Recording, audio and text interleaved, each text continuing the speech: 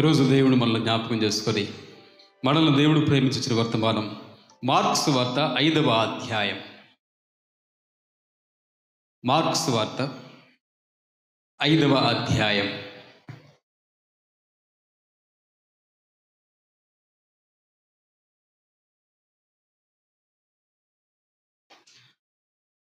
Marks వార్త 5వ అధ్యాయం నుంచి ప్రాముఖ్యమైన 3 మాటలు చెప్తాను, జాగ్రత్త విందాం. నా జీవితం ఇక ఇంతేనా? ఎప్పుడో ఒకప్పుడు మన జీవితంలో ఈ ప్రశ్న తలెత్తుతుంది. ఇక నా జీవితం ఇక ఇంతేనా? నా జీవితంలో నేను ఇక ఇదే పరిస్థితి, నా జీవితంలో నేను ఇదే స్థితిలో ఇక ఇంతేనా? జీవితం మారదా? నా కుటుంబ పరిస్థితులు మారవా? నా దుఃఖ దినాలు తీరిపోవా? నా బాధలన్నీ సమసిపోవా? ఎప్పుడు నా జీవితం సంతోషం, ఎప్పుడు నా జీవితంలో ఆనందం? ఇక నా జీవితం అంతా ఇదే పరిస్థితిలో నేను ఉంటానా? నా జీవితం ఇక ఇంతేనా? ఎన్నో పర్యాయాలు మన జీవితంలో ఇదేనా నా జీవితం?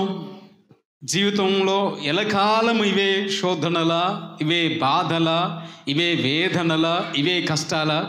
ఇంతేనా నేను? ఎంతటితోటే నా జీవితం అయిపోతుందా అనుకున్న 3 ప్రాముఖ్యమైన సంఘటనలు ఈ అధ్యాయంలో ఉన్నాయి. జాగ్రత్త విందాం. చెప్పబడిన 3 సందర్భాలు కూడా మార్క్స్ వార్త 5వ అధ్యాయంలో మొదటి వచ్చిన భాగం నుండి 20వ వచ్చిన వరకు ఒక సందర్భం, తర్వాత 21 నుండి 24, తర్వాత 35 నుండి 43 వరకు ఒక సందర్భం, తర్వాత 25 నుండి 34 వరకు మరొక సందర్భం. 3 సందర్భాలు ఉన్నాయి. ఈ 3 సందర్భాలలో కొన్ని విషయాలు చెప్తాను. మొదటి సందర్భాలు చాలా వచనాలు ఉన్నాయి కాబట్టి చదవటానికి వీలు పడుతుంది. దాదాపు ఈ అధ్యాయంలో ఉన్న విషయాలన్నీ చెప్తాను క్లుప్తంగా. మొదటి 20 వచనాల్లో ఉన్న ఒక సమస్య,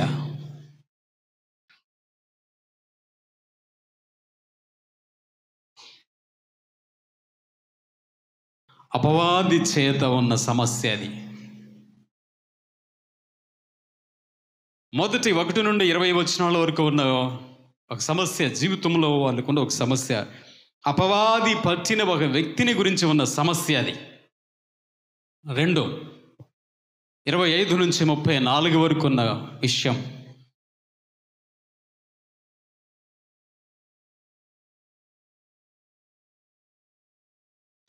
అనారోగ్య సమస్య. 25 నుండి 34 వరకు, 35 నుండి 43 వరకు చివరి వరకు ఉన్న సమస్య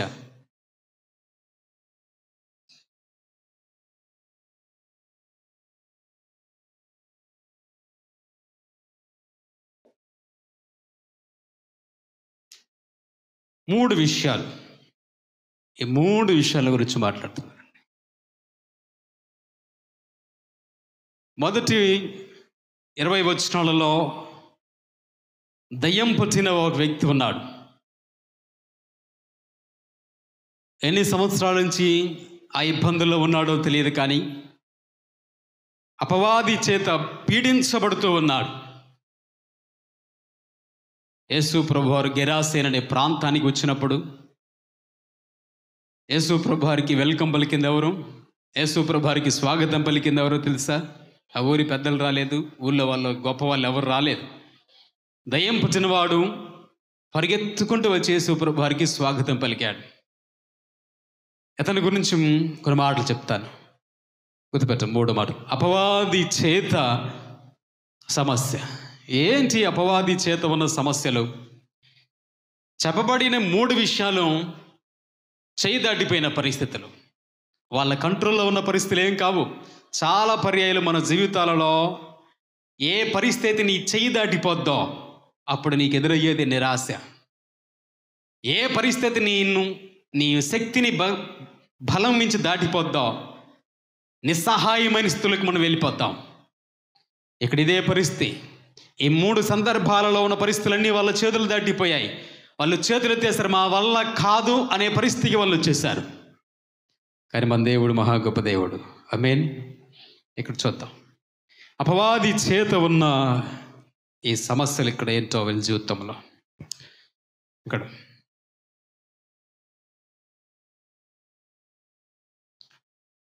ఏం చేశారట ఈ వ్యక్తిని? రైట్,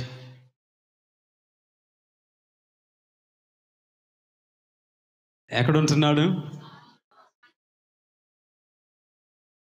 ఏం చేయలేకపోయారు?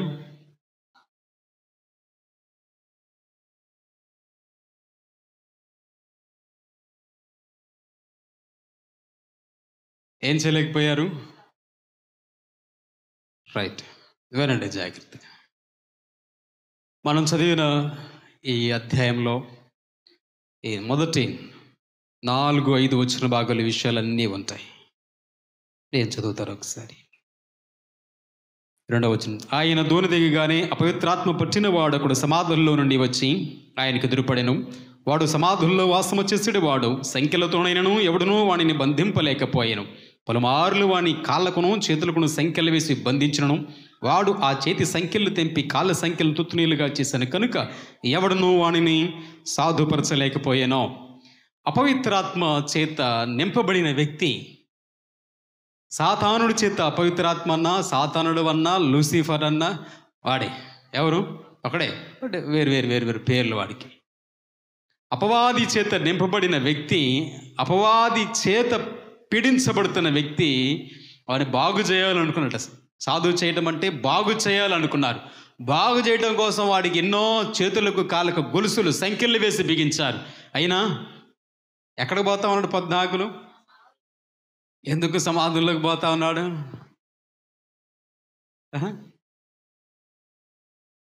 చెప్పండి. ఎక్కడి నుంచే మనకు మొదలైంది? ఏంటో తెలుసా? సమాధుల్లో దయ్యాలు ఉంటాయి. దయ్యం పట్టినాడు ఎక్కడికి పోయాడు? దయ్యం పట్టినాడు ఎక్కడికి పోయాడు? సమాధుల్లోకి పోయాడు. అక్కడి నుంచే మనుషులందరికీ ఒక భయం ప్రారంభమైంది. సమాధుల్లో దయ్యాలు ఉంటాయి, సమాధుల్లో దయ్యాలు ఉంటాయి. ఇది వీడు మాత్రం ఎందుకు పోయాడు ఆడికి? దయ్యం పట్టినాడు ఎందుకు పోయాడు? ఇక్కడ ఈ సందర్భం మీకు జాగ్రత్తగా చెప్తాను, వినండి. మీరు జాగ్రత్త వింటే మీకు భయం అనిపిస్తుంది. యేసు ప్రభువారు మీకు ఇంకా అర్థం కావడం కోసం చెప్తాను. 4వ అధ్యాయం 35వ వచనం, ఆ దినమే సాయంకాలం అయినప్పుడు ఆయన ధరికి పోదామని వారితో చెప్పాను. ఎప్పుడు? సాయంత్రం సుమారుగా 4-5 గంటల టైంలో యేసు ప్రభువారు చెప్పారు శిష్యులతో, మనం ఈ నది దాటి ఒకడ పోదాం అన్నారు. మొత్తానికి 4 అట్లా, సాయంత్రం 4-5 నది దాటి వచ్చారు. ఆ నది దాటి వచ్చేటప్పటికి బాగా చీకటి. ఏమైపోయింది?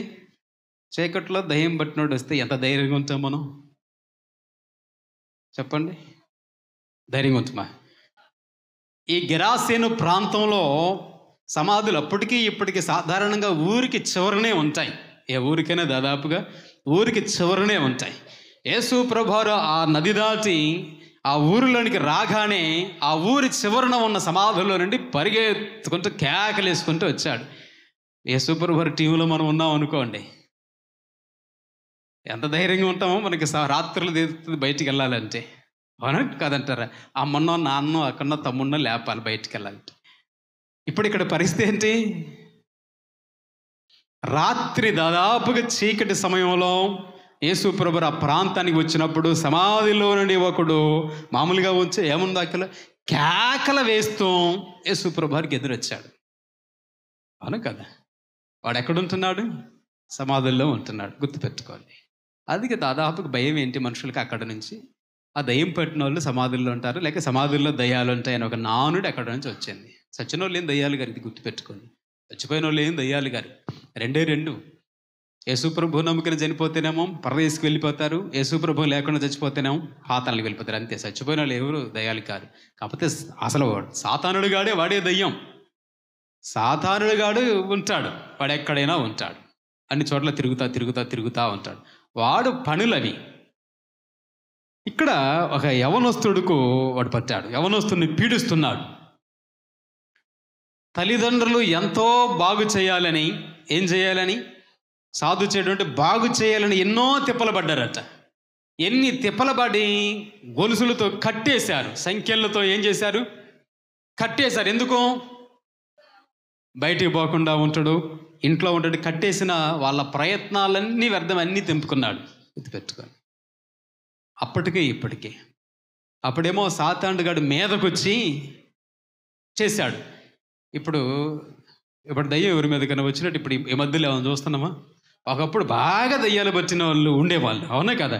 ఈ మధ్యలో వాడు కూడా వెర్షన్ అప్డేట్ చేసుకున్నాడు. వాడు అప్డేట్ అయిపోయాడు. సాతానుగాడు ఏమైపోయాడంటే స్మార్ట్గా అప్డేట్ అయిపోయి ఇప్పుడు మీదకి రావటంలా లోపలికి వచ్చేస్తాడు. ఒకప్పుడు మీదకి వచ్చి ఊగుతూ పిచ్చి పనులన్నీ చేసేవాడు ఒకప్పుడు. ఇప్పుడు వాడు అప్డేట్ అయిపోయాడు. మారుతున్న కాలం ప్రకారంగా వాడు కూడా సాతానుడు వాడు అప్డేట్ అయిపోయి ఇప్పుడు మనుషుల మీదకి రావటం లేదు, మనసు లోపలికి, హృదయం లోపలికి వచ్చేసాడు. వచ్చేసి అసలు వాళ్ళ ఇంటిలో ఉంటే ఒట్టు, వాడు ఇంటిలో ఉండడా? అసలు ఇంటిలో ఉండనేవాడు. ఎంతసేపటికి ఆయన బయట తిరిగి మాకరే, ఏం పని నీకు బయట? నేను ఉండను. నేను తల్లి తండ్రి పెద్దలో ప్రేమించినోడు ఎన్ని గీట్లన్నీ నువ్వు ఎడే ఉండు, ఈ పని చేసుకో, ఆ పని చేసుకో అన్నీ నువ్వు చెప్తే నేనెంతవేంటి? వాళ్ళు కట్టేస్తే విన్నడా? కట్టేసిన గొలుసులన్నీ తెంపుకొని పోతా ఉన్నాడు. ఉండరు బాబు, నీ బాగు కోసం చెప్తున్నావు, నీ మంచి కోసం చెప్తున్నావు, ఎందుకు సమాధుల్లో తిరుగుతావు? చచ్చిన శవాల దగ్గర నీకేం పని? అప్పటికి ఇప్పటికి వాడు కూడా చాలా అప్డేట్ అయిపోయి సాతానుడు ఇప్పుడు కూడా అనేక మంది జీవితాల్లో యవనస్తులు, వాడు యవనస్తులే అక్కడ కూడా ఉంది, అనేక మంది యవనస్తుల హృదయాలలోనికి వచ్చేసి ఇంటిలో తల్లిదండ్రులతోనో కుటుంబంతోనో ఉండే బంధాన్ని మొదటికి దూరం చేశాడు. వీడుగాడు కుటుంబంతో ఉండటం దూరం చేశాడు. సాతానుడు పనులవే ఏం చేశాడు? దూరం చేసేసాడు. పాపం తల్లిదండ్రులు ఎన్ని పద్ధతులు చెప్పారో, ఎన్ని మంచి మాటలు చెప్పారో, ఉండు నాయన ఉండు విను అని లెక్క చేయకుండా అన్నిటినీ గడ్డి పొసలాగా తెంచుకొని వెళ్ళిపోయాడు. ఈరోజు ఎంతమంది తల్లిదండ్రులు లేరు? పిల్లలకు ఎన్ని మంచి మాటలు చెప్పేవాళ్ళు, అట్లా ఉండు, ఇట్లా ఉండు, అక్కడికి పోవద్దు, ఇక్కడికి పోవద్దు, ఆ తప్పులు పొరపాట్లు చేయొద్దు, జాగ్రత్తగా ఉండని ఎన్ని మంచి మాటల వల్ల బాగు కోసం చెబుతున్నా గడ్డిపోసలాగా అన్నీ పక్కన పెట్టేసి దాచుకుంటూ వెళ్ళిపోతున్నావు. ఎక్కడికి పోతున్నావు? ఆ చచ్చిన వాళ్ళతో సహవాసం చేయటానికి. ఎక్కడికి పోయాడు దయ్యం పట్టినోడు? చచ్చిన వాళ్ళతో సహవాసం చేయడానికి సమాధుల్లోకి పోయాడు. ఈరోజు ఎక్కడ తిరుగుతున్నారు చాలామంది? అక్కడ ఆత్మీయత లేదు, ఏమీ లేదు. వాళ్ళు ఆరిపోయి నరకానికి పోయేవాళ్ళు. వాళ్ళతో నీకు స్నేహం ఏంటి? చక్కగా దేవుడు నీకు చక్కటి కుటుంబం ఇచ్చాడు, కుటుంబంతో తల్లిదండ్రులతో దేవుడికి ఇచ్చిన కుటుంబం చక్కగా ఉండో లేదే? ఎందుకు లోపల ఒకడు ఉన్నాడో? ఈరోజు కూడా అనేక మంది జీవితాల్లో వాడికి ఇప్పుడు కొత్త పేరు ఏం పేరు అంటే పాపం. అంతే, వాడు పాపమే సాతానుడే పాపం. వాడు తేలికగా సాతానుడు చేసే మొట్టమొదటి పని ఇంటి నుండి వేరు చేయటం. గొప్ప వాడి పని తండ్రి, తల్లి, కుటుంబం, భర్త, భార్య, బిడ్డలు వెళ్ళించి వాడిని వేరు చేస్తాడు. ఎంతన్నా చెప్పు, నెత్తి నోరేసుకొని బాదుకున్నావో ఎట్ట తీసి అట్ట పెడతాడు నీ మాట. ఇనప గొలుసులతో కట్టేశారు, కాళ్ళకి చేతులు కూడా కట్టేశారు. వినడా? చేతులకు కాళ్ళకు గొలుసులతో కట్టేసినంత బతకాలు చేసి, అంత జాగ్రత్తలు చేసిన తెంపుకొని వెళ్ళిపోయాడు. ఈరోజు ఎంతమంది తల్లిదండ్రులు బిడ్డలు ఇలాంటి ప్రవర్తన చూసి ఎంతమంది నెత్తినూరు బాదుకొని మొత్తుకుంటున్నా జీవితం పాడైపోద్ది నాయన, జీవితం పాడైపోద్ది, భవిష్యత్తు పాడైపోద్ది, వినరా బాబో దేవుడి మాటలు వినని అనుభవంతో కూడిన ఎన్ని అనుభవాలు చెబుతున్నా గడ్డిపోసలాగా ఇలా తీసి పక్కన పెట్టేసి చచ్చిన వాళ్ళ దగ్గర, మంచిలేని వాళ్ళ దగ్గర, దుష్టులతో సాంగత్యం చేస్తూ ఆత్మీయ జీవితంలో చలారిపోయిన వాళ్ళ దగ్గరికి వెళ్ళిపోతూ నువ్వు గడుపుతూ ఉంటావు. ఏముంది అక్కడ? చీకటిలో చీకటి శక్తులు, అపవాది ఉన్నాడు అక్కడ. వాడి దగ్గరికి మనకేం పని? అవునా కదా? గడుపుతా ఉన్నాడు. ఎంత బాధాకరం. సాధుపరచలేకపోయారంట. ఏం కాల? కుటుంబంలో వాళ్ళ తల్లిదండ్రుల వాళ్ళ వల్ల కాలేదు. వాళ్ళు చేయాల్సిందంతా చేశారో చివరకు వాళ్ళకు మాట, మా జీవితం ఇంతేనా, మా కుటుంబం ఇంతేనా, ఇటెప్పుడు మారుతాడో, మా కుటుంబ పరిస్థితులు ఎప్పుడు బాగుపడతాయో, మేము చెప్పాల్సిందంతా చెప్పినా వీడు మా మాటలు వినకుండా వెళ్ళిపోతున్నాడే. ఏం చేస్తా వచ్చాడు? రాళ్ళు పెట్టి తనను తాను కొట్టుకుంటూ తన దేహాన్ని గాయపరుచుకుంటున్నాడు, తన శరీరాన్ని గాయపరుచుకుని. ఈరోజు ఎంతమంది ఎన్నో పాడు అలవాట్ల చేత ఒకపోళ్ళని, సిగరెట్లని, మత్తు పదార్థాలకు బానిసలైపోయాయి. వాడు రాయితో కొట్టుకుంటే వీళ్ళు వాడు చెప్పానుగా ఏమైతే సాగుతాను అప్డేట్ అయిపోయాడు. రాయి గట్టిగా ఉంటే ఒక్క పొడి పొట్టలో ఎంత మెత్తగా ఉంటుంది. వాడు కొట్టుకున్నాడు, వీళ్ళు నోట్లో పోసుకొచ్చున్నారు. ఏ తేడా? తెలివిగా సులువుగా వాడు జీవితాల్లోకి వచ్చేసాడు.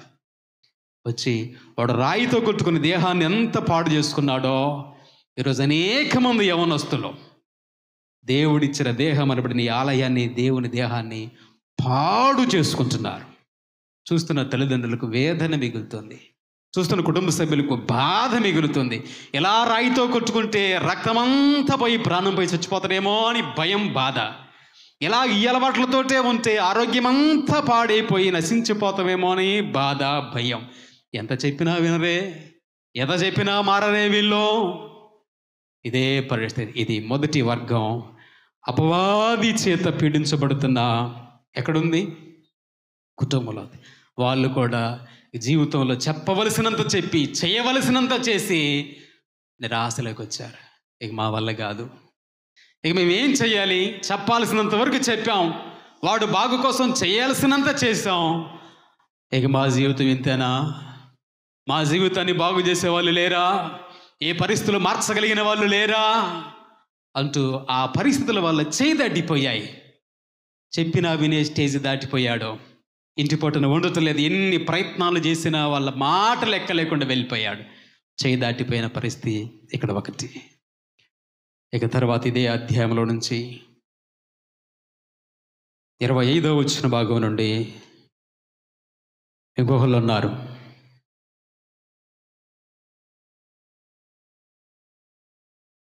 ఇక భయంకరమైన ఆరోగ్య సమస్య. 25వ వచ్చి చదువుతాం తల ఒకసారి.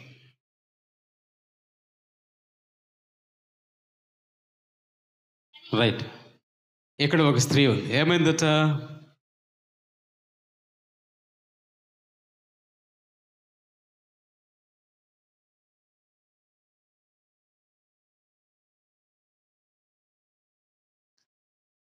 ఈమెకు ఒక సమస్య, శరీరపరమైన సమస్య 12 సంవత్సరాల నుండి ఉంది. ఇది చాలా బాధాకరమైన విషయం. ఈరోజు ఒకే సమస్య ఒక్కసారి జీవితంలో వస్తేనే మనిషి తట్టుకోవటం కష్టం. ఒక సమస్య ఒక్కసారి వస్తేనే దాన్ని ఎదుర్కోవటం కష్టం, నిలబడటం కష్టం, తట్టుకోవటం కష్టం.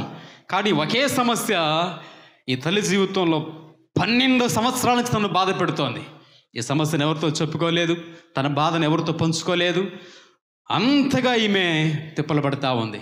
ఎంతమంది ఒకే సమస్య ఎన్ని సంవత్సరాల నుంచి నువ్వు ఈరోజు బాధపడుతున్నావో, అది నీ కుటుంబ సమస్య కావచ్చు, నీ ఆరోగ్య సమస్య కావచ్చు, నీ వ్యక్తిగత సమస్య కావచ్చు. ఎన్ని సంవత్సరాల నుంచి బాధపడుతూ ఉన్నావో, బాధపడి 12 సంవత్సరాల నుంచి బాధపడతా ఆమె తనకున్న ఆ బలహీనతల నుండి, అనారోగ్య సమస్యల నుండి బయటపడాలని తను చేయవలసిన ప్రయత్నాలన్నీ చేసింది. ఎక్కడికి వెళ్ళిందట? ఏముంది వాక్యంలో 25వ వచనంలో? అనేక మంది వైద్యుల దగ్గరికి వెళ్ళింది, ఎన్నో తిప్పలు పడే వైద్యుల దగ్గరికి వెళ్ళింది. డబ్బు అంతా, ఉన్న డబ్బు అంతా ఏం చేసింది? అంతా ఖర్చు పెట్టుకుంది. ఉన్న డబ్బు అంతా ఖర్చు పెట్టుకుంది. ఏం కలిగింది? ఉన్న డబ్బు అంతా ఖర్చు పెట్టుకున్న ఏం ఉపయోగం కనపల్ల. ఉన్న డబ్బు వ్యర్థమైపోయింది, సమయం వ్యర్థమైపోయింది, 12 సంవత్సరాలు వ్యర్థమైపోయింది. కానీ ఉపయోగం ఏమీ లేకపోగా ఆ డాక్టర్ గారు చెప్పింది, ఈ డాక్టర్ గారు చెప్పింది చూసి మరింత సంకటమాయను. ఇంకా వ్యాధి ఎక్కువైపోయి చివరకు మరణానికి దగ్గరకు వచ్చింది. ఈమె కూడా చేయి దాటిపోయింది. పరిస్థితి ఏమైపోయింది? చేయి దాటి. ఎందుకు? ఈమె చేయాల్సిందంతా చేసింది. ఎక్కడ కూడా వీళ్ళు కూడా కుటుంబంలో తల్లిదండ్రులు కొడుకు కోసం వీళ్ళు చేయాల్సిందంతా చేశారు, అయినా బాగుపల్లా. ఈమె కూడా తన దగ్గర ఉన్న డబ్బును బట్టి ఎక్కడికి వెళ్ళాలో వైద్యుల దగ్గరికి వెళ్ళింది, ఎంత ఖర్చు పెట్టాలో ఖర్చు పెట్టింది. కానీ జబ్బు ఎక్కువైంది కానీ తగ్గల. ఆమె కూడా చేయాల్సిందంతా చేసి 12 సంవత్సరాలు తిరిగి సమయం వ్యర్థమైపోయింది, డబ్బులు వ్యర్థమైపోయాయి, అన్నీ వ్యర్థమైపోయాయి. చివరికి ఇంకా రోగం పెరిగిపోయింది. ఇక నా వల్ల కాదు, ఏం చేయగలుగుతున్నావు? ఆ డాక్టర్ గారు చేయి మంచిదంటే ఆడిపోయి, ఈ ఊర్లో ఉన్న డాక్టర్ గారు మంచి చూడంటే అక్కడికి పోయి, ఈయన బాగా చూస్తారంటే అక్కడికి పోయి తిరిగి డబ్బులన్నీ అయిపోయాయి. అంత వ్యయమైపోయింది. ఆస్తి అంత హారతి కర్పూరలాగా అంత ఖర్చు అయిపోయింది, ఏం మిగలేదు. జబ్బు మాత్రం ఎక్కువైపోయింది. ఆ మందులు ఆడి ఈ మందులు ఆడి చివరికి ఏమైంది? ఉన్న జబ్బు ఇంకా ఎక్కువైపోయింది. ఏమో పరిస్థితి బాగలేదు. జీవితంలో పెట్టుకోండి. ఎముకు ఆలోచన, ఇక నా జీవితం ఇక ఇంతేనా? ఏంటి నా జీవితం? 12 సంవత్సరాల నుంచి నేను బాధపడుతున్నాను. 12 సంవత్సరాల నుంచి ఇదే సమస్య. నా జీవితం ఇంతేనా? ఈరోజు ఈ మాటలు ఉంటుంది మనలో. ఎంతమంది ఉన్నామో ఏ సమస్య నిన్ను నెలల తరబడి సంవత్సరాల తరబడి బాధిస్తూ వేధిస్తూ శోధిస్తూ ఉందో, ఏ సమస్య నీ కంటి మీద నిద్ర లేకుండా చేస్తుందో, ఏ సమస్య నీకు నెమ్మది లేకుండా చేస్తుందో, ఏ సమస్య నీకు మనశ్శాంతి లేకుండా చేస్తుందో, ఏ సమస్య నువ్వు సంతోషంగా ఉండలేకుండా చేస్తుందో, అది ఎన్ని సంవత్సరాలు నిన్ను బాధిస్తూ ఉందో, నువ్వు కూడా అనుకున్నావేమో, ఇక నా జీవితం ఇంతేనా, ఇక నా కుటుంబం ఇంతేనా, ఇక నా పరిస్థితులు మారవా, ఇక నేను ఇదే కష్టాల్లో కన్నుమూయాలా, నా బిడ్డలు ఇదే పరిస్థితుల్లో ఇక వాళ్ళు ఈ లోకం దాటిపోవాల్సిందేనా, ఇదేనా నా ఈ జీవితం? ఏంటి దీనికి పరిష్కారం? ఏమకు కూడా ఇదే పరిస్థితి. ఏంటి పరిష్కారం? ఇక ఇంతేనా? ఈ అధ్యాయంలో వీళ్ళు 2వ వాళ్ళు, ఇక 3వ వాళ్ళు ఉన్నారు. 21 నుంచి 24 వచనాల్లోనూ, తర్వాత 35 నుంచి 43 వచనంలోనూ ఉన్నవాళ్ళు. ఎట్లా ఉందట? 23వ వచనం చదువుదాం. చావుకు ఏముంది వాక్యంలో? చావ సిద్ధమై ఉండెను, చావనై ఉండెను. ఆ కుటుంబంలో తండ్రికి ఏముంది? ఎంతో దుఃఖం, ఎంతో బాధ. ఏం కోరుకున్నాడు తండ్రి? ఏం కోరుకున్నాడు? అయ్యా మీరు వచ్చి నా కూతురు మీద చేతులు ఉంచండి.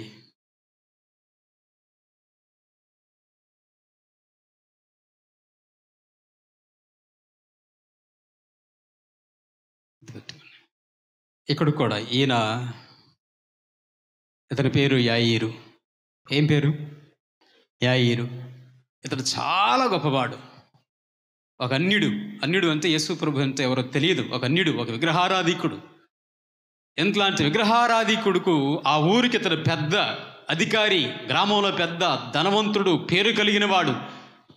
ఈయన పేరునే ఆ ఊరికి పెట్టేశారు. ఒక వ్యక్తి పేరు ఆ ఊరికి పెట్టాలంటే ఎంత గొప్పవాడైతే పెట్టాలి. కొన్ని చోట్ల కొన్ని ఊర్లో పెడతారు. ఆ గాంధీనగరు, నెహ్రూ నగరు, అంబేద్కర్ పెడతారు లేరా?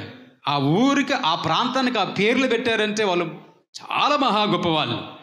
ఆ గొప్పవాళ్ళ పేర్లు ఆ ప్రాంతానికి పెడతారు. ఉత్తత మన పేర్లు పెడతారా? మనం గొప్పవాళ్ళమైనప్పుడు పెడతారు. ఇప్పుడు ఆ ఊరికి ఆ వ్యక్తి పేరు పెట్టారంటే అతను ఎంత గొప్పవాడో. యాయీరు అనే వ్యక్తి పేరు ఆ ఊరికి వచ్చేసింది. అంతటి గొప్పవాడు. యేసు ప్రభువుని నమ్మలేదు, అన్యుడు, అయినా మంచివాడు, ఆ ఊరిలోనే ధనవంతుడు, అధికారంలో ఉన్నవాడు, హోదాలో ఉన్నవాడు. ఈయనకు ఒకతే కూతురు, ఇంకెవరు పిల్లలు లేరు, ఏం తప్ప. ఆ పాప వయసు 12 సంవత్సరాలు. ఎంత? 12 సంవత్సరాలు. ఏమో జబ్బుతో బాధపడేది ఎన్ని సంవత్సరాలు? ఈయన కూతురు వయసు 12 సంవత్సరాలు. ఈ 12 సంవత్సరాల కూతురుకు జబ్బు చేస్తే ఆ జబ్బు నుండి బాగు చేసుకోవటం కోసం ఈ 3 విషయాలలో బాగుపడటం ప్రాముఖ్య విషయం. కొడుకు దయ్యం పడితే బాగు చేయించుకోవాలి, ఈమెకు అనారోగ్యం కాబట్టి బాగుపడాలి, ఈమెకు చావుకి సిద్ధమైంది అంతే, దగ్గరగా వచ్చింది మరణానికి, బాగుపడాలి. ఏం కావాలా? జీవితం ఈ పరిస్థితుల్లో ఉన్నప్పుడు దాంట్లో నుంచి బాగుపడే జీవితం కావాలని కోరుకున్నారు ముగ్గురు కూడాను. ఈ తండ్రి కూడా కూతురు కోమా లాంటి పరిస్థితుల్లో మరణానికి దగ్గరగా కొన ఊపిరితో కొట్టుమిట్టాడుతూ ఉంది. అదే చావుకి సిద్ధం. కొన ఊపిరితో ఉన్నప్పుడు ఎంతో తండ్రి హృదయం వేదనగా ఉంది. తనకున్న అధికారం ఉపయోగించాడు, బలం ఉపయోగించాడు, ధనం ఉపయోగించాడు, పలుకుబడి ఉపయోగించాడు, అన్ని చోట్ల చేయాల్సిన ప్రయత్నాలన్నీ చేశాడు. ఎక్కడా తగ్గల. ఎవరో మళ్ళాంటి వాళ్ళు చెప్పారు, అన్నీ చేశారు, అన్నీ చూశారు గయ్యా, ఒక్కసారి యేసు ప్రభు వారిని చూడండి అని. జీవితంలో అన్నీ తిరిగారు, అన్నీ చేశారు, చేయాల్సిందంతా చేశారు, వెళ్ళవలసిన చోటుకంతా వెళ్ళారు. మళ్ళాంటి వాళ్ళు ఎవరో చెప్పారట, ఒక్కసారి ఎట్లాగూ మీ కూతురు చివరి దశలో ఉంది కాబట్టి ఒక్కసారి యేసు ప్రభు వారిని చూడండి. అన్నీ చూశారు, ఒక్కసారి చివరిగా ప్రయత్నం చేయండి, యేసు ప్రభుని చూడండి అని. ఆ మాట కోసం ఎవరు ఏమనుకున్నా పర్వాలేదు, నువ్వేంటి ఊరు పెద్ద అక్కడికి పోవటం ఏంటి అనుకున్నా పర్వాలేదు, నాకు నా కూతురు బ్రతకాలి. నువ్వు కూడా అందరిలాగా కలిసిపోయినావా అనుకున్నా పర్వాలేను, ఇంత పెద్ద మేధావివి, జ్ఞానవంతుడివి, ధనవంతుడివి, పేరు ప్రఖ్యాతులైన వ్యక్తివి, నువ్వు కూడా ఆయన వెంట పోతావా అని అనుకున్నా పర్వాలేదు. తన కూతురి మీద తనకున్న ప్రేమ మిగతా వాటన్నిటిని డామినేట్ చేసేస్తుంది. మిగతా ఎవరేమనుకున్నా పర్వాలేదు, నాకు నా కూతురు ముఖ్యం, నాకు నా జీవితం ముఖ్యం, నాకు నా కుటుంబం ముఖ్యం అనుకునే మీరందరూ అనుకోవటం వల్ల నా కూతురు బ్రతుకుద్దా? మీరందరూ అనుకోవటం వల్ల నా కూతురు ఏం బ్రతకదో? నాకు నా కూతురు బ్రతకాలని ఎవరేమనుకున్నా పర్వాలేదు. తనకున్న అధికారాన్ని పక్కన పెట్టాడు, తనకున్న ధనాన్ని పక్కన పెట్టాడు, తనకున్న హోదాను పక్కన పెట్టి, అయ్యా నేను ఎంతో వేదనలో ఉన్నానో, దయచేసి మీరు మా ఇంటికి వచ్చి నా కూతురి మీద మీ చేయి పెట్టండి చాలు. మీరు చేయి పెడితే నా కూతురు బ్రతుకుద్దనే నమ్మకం నాకుంది అనుకున్నాను. నా కూతురుని బాగు చేసుకోవాలి. ఎంత గొప్ప మాటలు ఈ అధ్యాయంలో. జీవితంలో అపవాది చేత బాధించబడుతున్న వారు ఒకరు, అనారోగ్యం చేత బాధించబడుతున్న ఒకరు, కొన ఊపిరితో ఆయుష్ పోయేలాగా ఉన్నవారు ఒకరు. ఈ 3 సమస్యలు వాళ్ళ చేతులు దాటిపోయాయి. వాళ్ళ చేతులు ఇంకేం లేవు, వాళ్ళ వల్ల కావటం లేదు. ఈరోజు ఈ మాట ఉంటుంది మనలో. మన జీవితంలో ఏ పరిస్థితిని చేయి దాటిపోయినా ఏం పర్వాలేదు, భయపడాల్సిన అవసరం లేదు. ఇర్మియా గ్రంథం 18వ అధ్యాయం 6వ వచనం చివరి లైన్ తీయొద్దు, తీయకుండా చెప్తాం. రైట్, మీరు నా చేతిలో ఉన్నారు. God is creator and controller. దేవుడు సృష్టిని సృష్టించిన వాడు, దేవుడు సృష్టిని తన ఆధీనముల అదుపులో ఉంచుకొనగలిగిన వాడు అని అర్థం. ఏ పరిస్థితినైనా సరే. అంతకు చివరిలో పాట పాడేంగా, ఏం పాట? అలల్లో ఎగిసి మీద పడినా, నడి సముద్రములో మనమున్నా, మనలో ముంచివేసే అంత తుఫాను మన మీదకి వచ్చినా దేవుడంతటిని కామ్ చేయగలడు, కంట్రోల్ చేయగలడు, నిశ్శబ్దంగా ఉంచగలడు.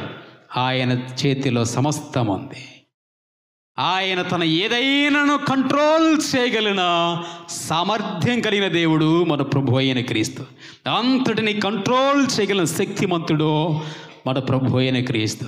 కాబట్టి ఇక నా జీవితం ఇంతేనా, ఇక నా కుటుంబం ఇంతేనా, నా బ్రతుకు ఇంతేనా, నా కుమారుడి జీవితం ఇంతేనా అని బాధపడుతున్న తల్లిదండ్రులు, ఇక నా ఆరోగ్యమో నా అనారోగ్యం ఇంతేనా, నేను ఎప్పుడు బాగుపడుతునో అనుకుంటూ వేదనతో ఉన్న తల్లి, ఒకగానొక కూతురు కళ్ళ ముందు ఊపిరి బిగబట్టుకుంటూ చచ్చిపోయే స్థితిలో ఉంటే నా కుమార్తె ఇంతేనా అంటూ వేదన పడుతున్న తండ్రి విన్నారు. యేసు ప్రభువుని గురించి మహా గొప్పగా విన్నారు. వీళ్ళ 3 విషయాలు చెప్తాను. ఇలాంటి పరిస్థితులన్నింటిలో నుండి మనం బయటపడాలి అంటే, ఏ పరిస్థితిని చేయి దాటిపోయినా సరే, ఎలాంటి పరిస్థితి నిన్ను ఇబ్బంది పెట్టే పరిస్థితి ఉన్నా సరే, నిరాశ, నిస్పృహ, నిస్సహాయ పరిస్థితుల్లో మనం ఎంత ఉన్నా సరే, నిస్సహాయ పరిస్థితి నుండి గొప్ప స్థితికి తీసుకువెళ్ళగలిగిన వాడు దేవుడు. నిస్సహాయ స్థితి నుండి పరిస్థితులు మార్చగలిగిన వాడు మన ప్రభు అయిన క్రీస్తు. ఎలాంటి నిస్పృహలో ఉన్నా సరే, జీవితంలో నిరాశ నిస్పృహలతో ఉన్నప్పుడు మరలా ఆశపడేలాగా చిగురింప చేయగలిగిన వాడు మన ప్రభు అయిన క్రీస్తు. అసాధ్యములను సాధ్యపరచగల దేవుడు ప్రభు అయిన క్రీస్తు. మార్కు సువార్త 9వ అధ్యాయం 27వ వచనం తీయద్దు. ఇవి మనుషులకు సాధ్యములే, కానీ దేవునికి సమస్తము సాధ్యమే అని పలికిన వాడు ప్రభు అయిన క్రీస్తు. ఈ 3 పరిస్థితులు మనుషుల వల్ల అవుతాయా? ఈ 3 పరిస్థితులు ఏ డాక్టర్ గారైనా బాగు చేయగలడా? ఏ డాక్టర్, ఈ సాతానుడు దయ్యం పట్టిన వాడిని దగ్గరికి పోయి ఏ హాస్పిటల్కి పోయినా అంత బాగుందనే రిపోర్ట్లు వస్తాయి, అంత బాగానే ఉంది, నీకేమీ లేదని రిపోర్ట్లు వస్తాయి. ఇక్కడ డాక్టర్ల వల్ల కాదు కదా, పెద్ద పెద్ద వాళ్ళు ఎవరు ఏం చేయలేకపోయారు. వాళ్ళు చేయాల్సిన ప్రయత్నాలన్నీ చేశారు వాళ్ళకి కాల. ఈమె అనేక మంది డాక్టర్ల గారి దగ్గరికి పోయింది, డబ్బులంతా ఖర్చు పెట్టింది. ఎంత డబ్బులు ఖర్చు పెట్టిన అన్నిటికీ మందులేవు, ఎక్కడ కూడా ఏం బాగుపల్లా. ఎంత డబ్బు ఉంది, హోదా ఉంది, పరపతి ఉంది, అధికారం ఉంది, పలుకుబడి ఉంది, అయినా తన సమస్యకు పరిష్కారం దొరకల. ఇన్ని సమస్యలు జీవితంలో మన చేయి దాటిపోయిన ఎన్ని పరిస్థితులు, ఎన్ని సమస్యలున్నా అన్ని సమస్యలకు ఒకటే పరిష్కారం, ప్రభు అయిన క్రీస్తు. ఆమేన్. దేవుని నామమునకు మహిమ కలుగును. అంత మహా గొప్ప దేవుడు మన ప్రభు అయిన క్రీస్తు. ఏ జీవితంలో 3 సమస్యలకు, 3 సమస్యలకు, మనందరి సమస్యలకు పరిష్కారం 3 మాటలు చెప్తాను. ఏం చేయాలో? 1,